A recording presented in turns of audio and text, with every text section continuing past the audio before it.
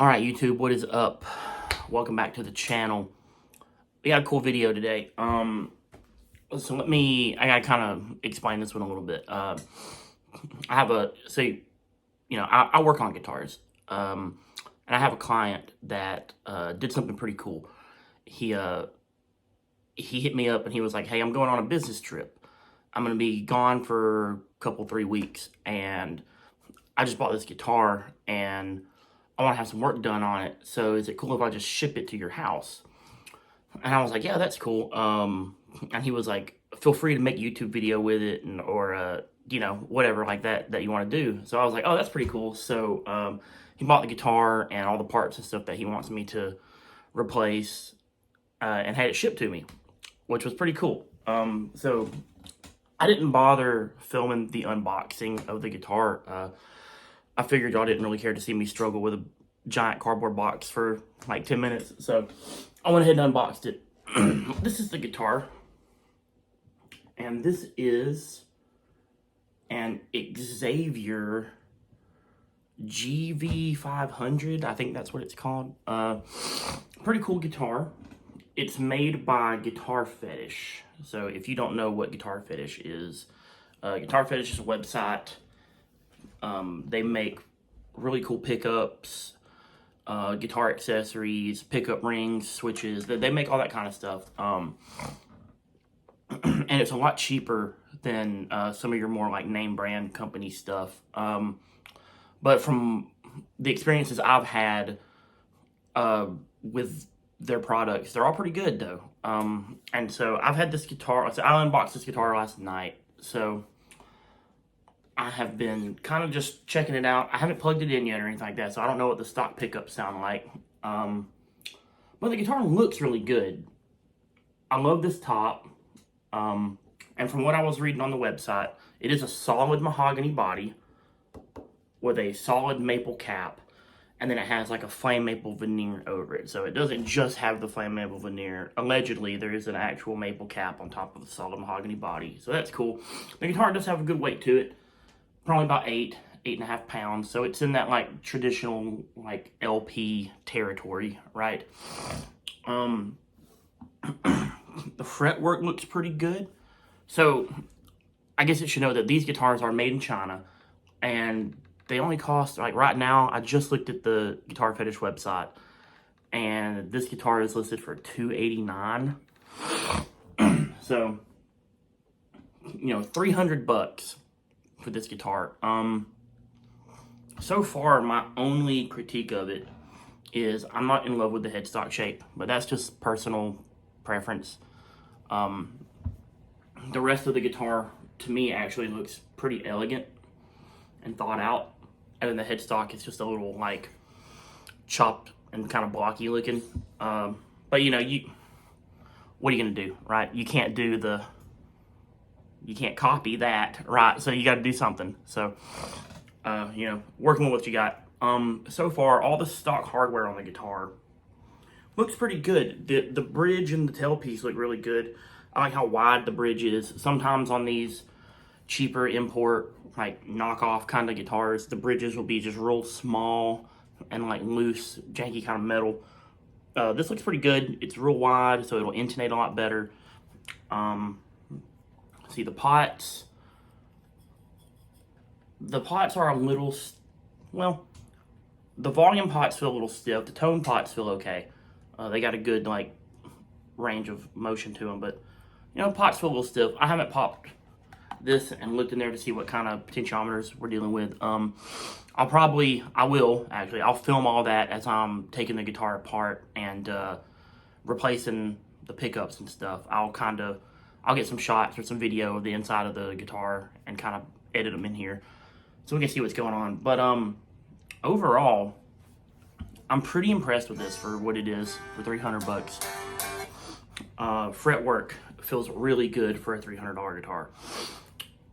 The frets look pretty good too. They're polished up really nice as well. So that's a big plus. That's usually where companies like this will kind of cut corners. The fretwork on really cheap guitars like this will usually be really bad, but there's no sharp ends on this one. It's not catching my hand or anything like that. The binding looks pretty nice. There's not any like weird things going on with the binding or like paint coming up over the binding or anything like that. So pretty good craftsmanship, you know, for a $300 guitar. There is like a weird little, you can kind of see right here, there's like this weird little, I don't know what this is, a finish thing or something going on there. So there is that, but I mean, that's the only thing I found on a $290 guitar, you know. So, really not bad. Yeah, so I'm gonna do, so the client wants this guitar set up in a really low tuning with like giant strings on it. So it just came with like 9s or something on it. These strings are super loose, so I'm pretty sure these are like 9s. So I'm gonna do a demo of the guitar like as is, right out of the box stock. Like it's still got the plastic on the pickups. I haven't even pulled the plastic off yet. So I'm gonna do a demo of the guitar now. Then what we'll do is, like I said, I'll film some stuff of me going through the guitar, replacing the parts I'm gonna replace, and doing the setup on it I'm gonna do, putting it in the tuning he wants. And then I'll come back up top and kind of explain what I've done, and then we'll end it all with a demo of the guitar, like as I've, you know, at the end after I've done all the mods and stuff. So, yeah, let's get into it. Okay, so my intention was to do a full produced demo like I typically do, right? Like I was gonna sit down at my computer and write a guitar track and put drums to it and all that stuff and everything. And as I was messing around with the guitar, I came to a really interesting discovery. So that's the neck pickup. And I know this is just camera audio, so it's not like the best quality, but so here's the neck pickup.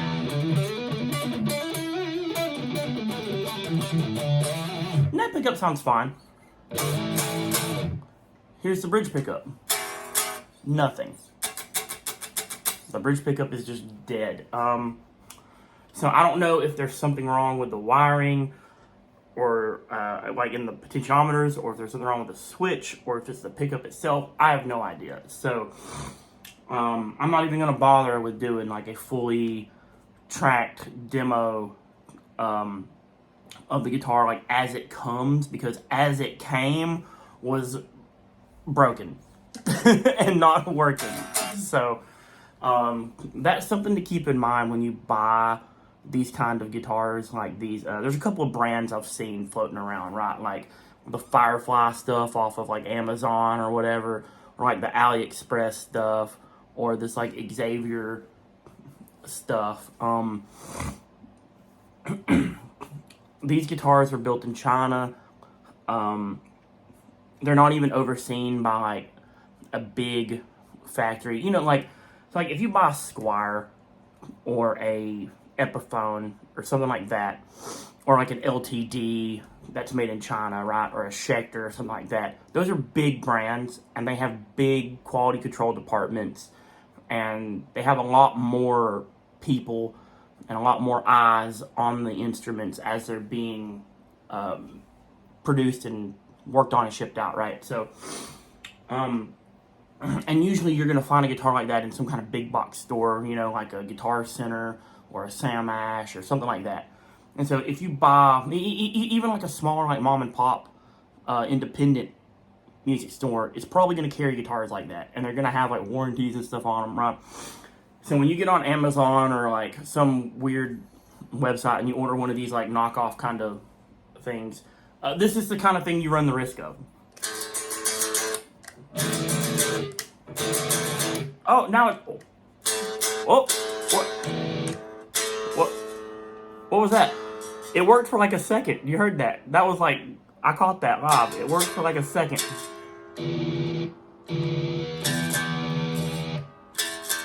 Huh, now we're dead again. So that's the kind of thing that you run the risk of when you buy something like this. As far as, I've been playing the guitar for a minute here. The guitar feels fine. The fretwork is fine.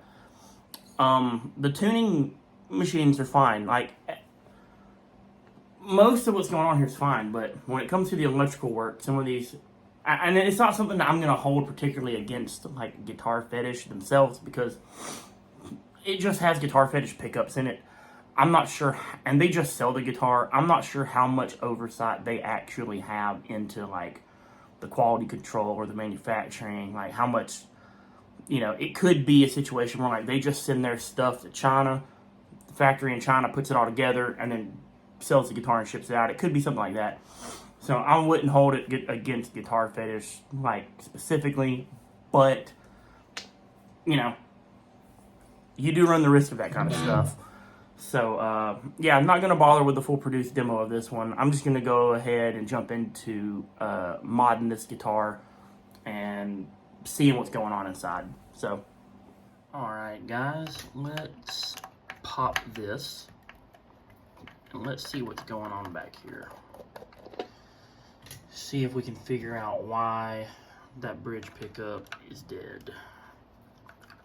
I would like to maybe be able to like fix it, just to make sure that before I do any of the mods or anything like that, just to make sure that there isn't any issues with the actual potentiometer itself, or the pickup or something like that. So let's see what we got going on here.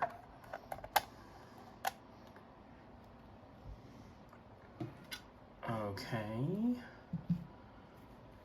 Alright, well, I didn't even test out that, so apparently the tone pipes look like push-pull pipes for coil splitting, so that's neat. See if I can figure out what's going on here.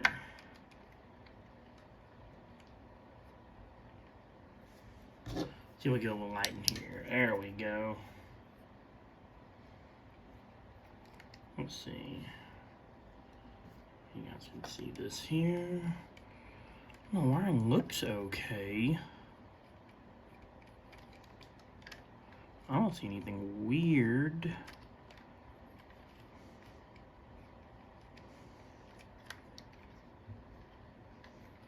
Alright. Let's plug it up and see. So, sometimes you'll just have things like rubbing up against each other or bumping into each other when they shouldn't be, and it can cause some grounding issues. Let's see. I got my little arm. Oh, look at that. So that's probably all that was. There was some wires. There we go. Neck pickup. Sorry. There we go. There we go. Neck pickup. Middle position. Bridge. Oh, it's out again. We were doing so well. It's like halfway working. That's so funky. Alright, let's see what happens here.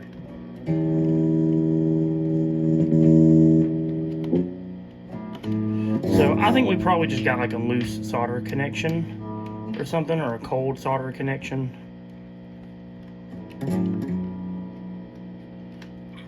So I'm not overly worried about that anymore. So I think what I'm going to do now is, let's see here. Let's cut that off.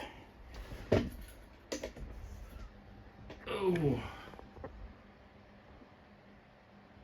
So I think what I'm going to do now is I'm just going to jump into kind of pulling some of this stuff out and getting ready for the new pickups.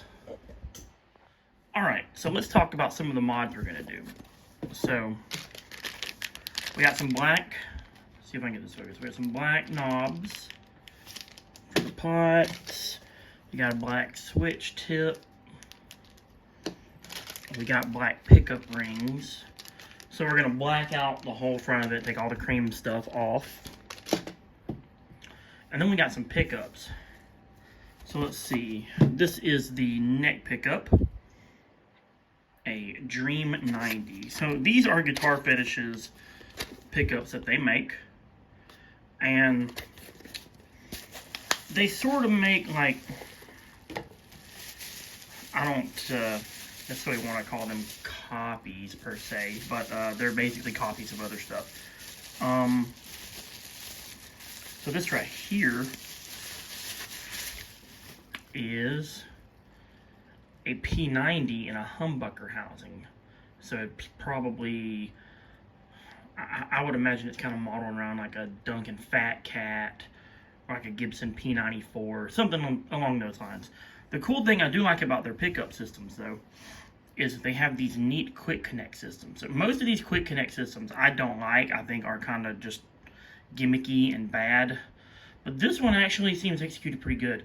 I like the plug a lot better. It's a lot simpler design, and it is a little like 1/8 inch plug thing, which I think is a lot better than some of these other quick connect things I've seen, where it's like a weird, 3-pin or 5-pin kind of thing. So there's our neck pickup, the P90 in a humbucker housing with this cool black. So like normally, like when I see a black cover like this, they're usually plastic, but this is metal, which I think is really cool. And I really like it. So yeah, got that for the neck pickup. And then for our bridge pickup, we have the crunchy rails. So try to keep this one in frame as I'm unboxing it. What do you think the crunchy rail is, huh?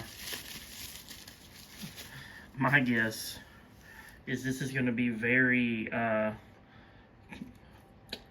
was it like DiMarzio X2N-ish, or like Seymour Duncan Dimebucker-ish? So probably going to have that kind of vibe to it. My guess, and this is just totally me guessing, I would guess that this is a really hot, like ceramic magnet pickup. That would be my guess. It also has the quick connect system thing on the back of it here, which I think is super cool, because if you want to try out multiple pickups from Guitar Fetish, and they make a ton of different pickups, so if you want to try some of their other pickups out and you already have this wired into a guitar, you just unhook it, pop the new pickup in, good to go. So yeah, this is what we're going to do to this this little Xavier Les Paul. Oh, I should also note earlier that in the intro, I referred to the guitar as the GV500. That is incorrect. It is the XV500. So that's what model the guitar is, the XV500 LP style guitar. And yeah, we're going to do some modding, so let's jump into that. Okay, so this is kind of interesting. These pickups also have the quick connect thing on them. So, in a perfect world, this would be super simple and something that you could do with like zero tech or luthier skills. You could just buy you this guitar for $300, unplug the pickups, plug your new pickups in. Like, that would be really cool. But here we are. So I'm not entirely sure what could be causing the issue inside. So I think what I'm going to do is I'm going to hook the new pickups up, and then I'm going to unsolder all of the connections for the bridge pickup and just resolder them and see if that does anything. It kind of sounds like unplugging. Have you tried turning it off? Like when your internet's not working and they say turn it off, turn it on again. I'm just going to unsolder them and resolder them and see if that does anything. Sometimes it does. Really, sometimes it does, because like I was saying, they might just have bad solder joints, might just have cold solder joints. So we'll do that and see what happens. Alright, so here's another interesting thing I just felt like pointing out. I took the switch off, right, because the client had bought a black switch to replace this one with. So I took this switch off and got the black switch, and the black switch doesn't fit. It won't screw on to the, no matter what I do, it won't go on. And so I got to looking at the holes, and they're not the same size. I don't know if you can see this on camera or not, but this hole here is substantially smaller than this one. They're made for two different shaft sizes. So I don't know if there were other options on there and he just ordered the wrong one, or if that was the only option they had. But yeah, I mean, when you make a replacement part that doesn't even fit your own, you know, part, like what? Yeah, so just figured that was worth pointing out. Onward we go. All right, so here we are at the end. We got both pickups installed. We got everything wired up, working properly. And we got these big chunky boy Mammoth Slinkies on here. It's tuned to B standard, so B to B, but standard intervals. Kind of like standard baritone tuning. Yeah, some big old beefy boys. I had to, you know, slot the nut out a little deeper for the two low strings. Had to redo the setup, re-intonate everything, adjust the truss rod, all that good stuff. So I got him up and running. So let's jump to the demo and hear how it sounds, and then we'll come back up top and I'll kind of recap everything I did and how I wound up fixing all this and all that stuff. So demo.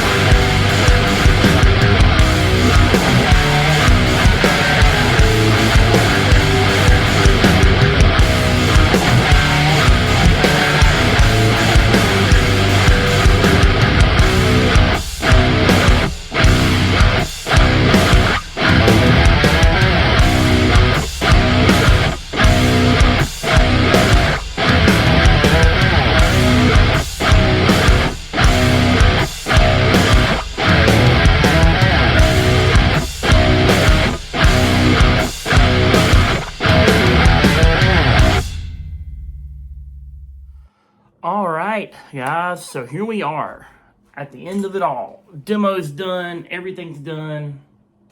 Here he is. So I actually really like this look. This kind of like charcoal gray burst with the blacked out rings and pickups and knobs. Like, actually a pretty cool look. So props to my client for having good taste, because this looks real good. It doesn't kill me that it still has the cream switch tip on it. It kind of ties in, matches with the binding. So overall, looks really good. With these giant strings on there, I had to put some foam back behind the nut because I was having some horrendous, like, sympathetic vibrations when I was playing. You could hear it, like, ringing out. So that's why there's foam back here. All right. So what happened?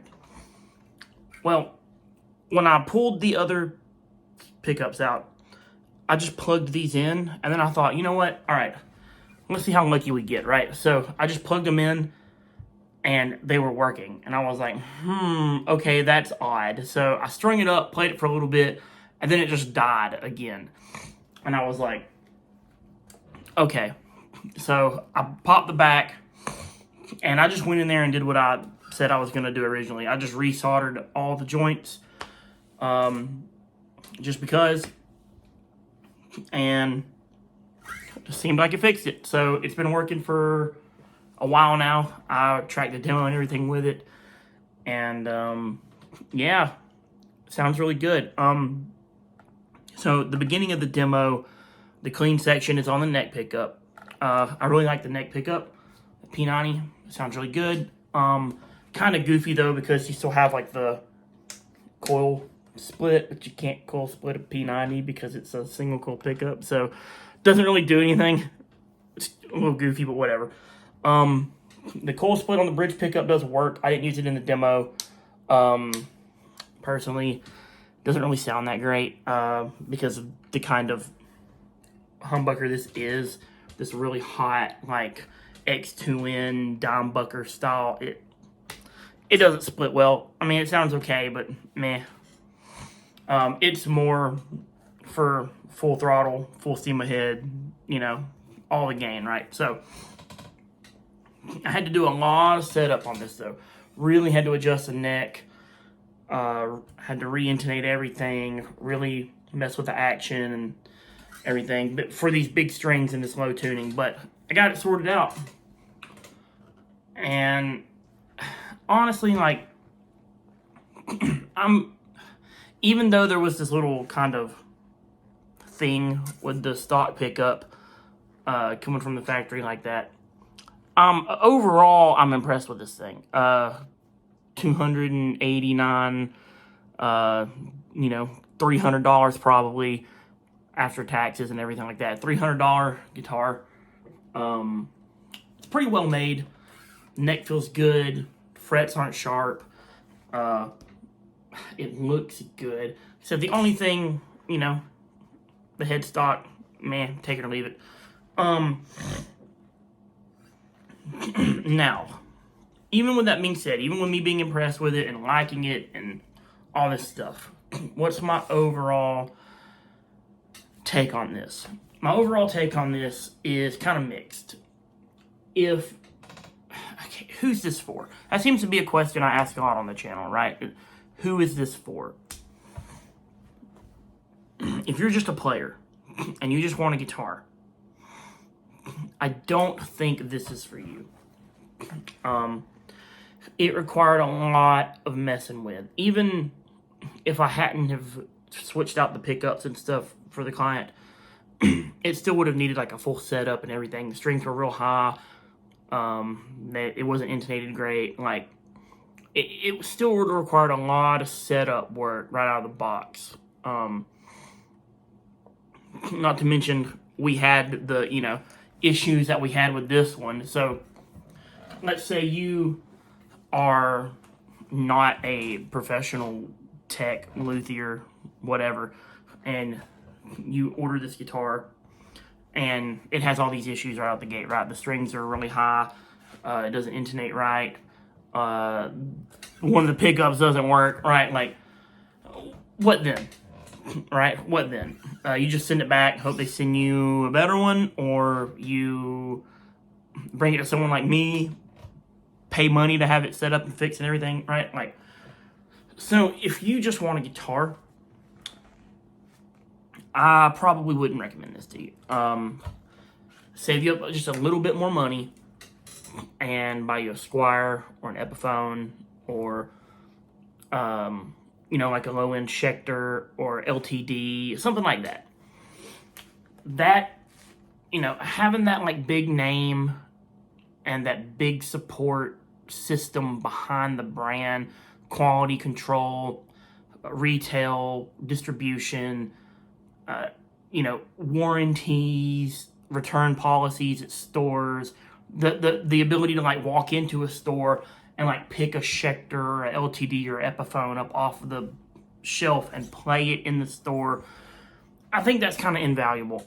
And if you are just a person that just wants to play guitar and wants to buy a good guitar, that's way more of, you know, the route that you should think about taking.